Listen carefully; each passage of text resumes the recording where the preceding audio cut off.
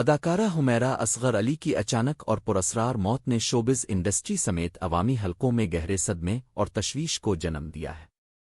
تازہ ترین معلومات کے مطابق ان کی لاش 8 جولائی 2025 کو کراچی کے علاقے ڈیفنس فیز 6 میں ان کے فلیٹ سے برآمد ہوئی، جب پولیس نے دروازہ توڑ کر اندر داخل ہو کر ان کی لاش کو شدید سڑن کی حالت میں پایا۔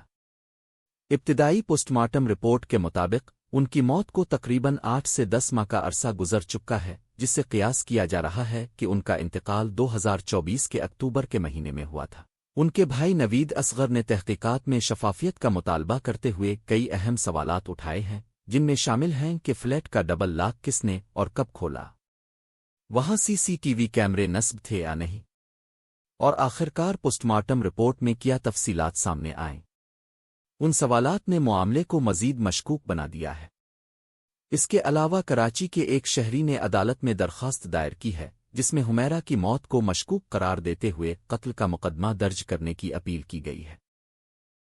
اس حوالے سے چیف سیشن جج نے پولیس اور تفتیشی اداروں کو 16 جولائی 2025 تک تفصیلی رپورٹ عدالت میں جمع کرانے کی ہدایت جاری کی ہے۔ دوسری جانب شوبز انڈسٹری کی معروف شخصیات، جن میں امرت خان، ماورا حسین، نادیہ حسین شامل ہیں، انہوں نے اداکارہ کے انتقال پر گہرے دکھ اور افسوس کا اظہار کرتے ہوئے شوبز میں بڑھتے ہوئے ذہنی دباؤ اور تنہائی جیسے مسائل کو اجاگر کیا ہے۔ مشہور میزبان احمد علی بٹ نے اس موقع پر سوشل میڈیا پر جاری افواہوں پر افسوس کا اظہار کرتے ہوئے وضاحت کی کہ ان کا مقصد صرف انٹرویو کے ذریعے حمیرہ کی اصل زندگی کو سامنے لانا تھا، نہ کہ کسی طرح کا ذاتی فائدہ حاصل کرنا۔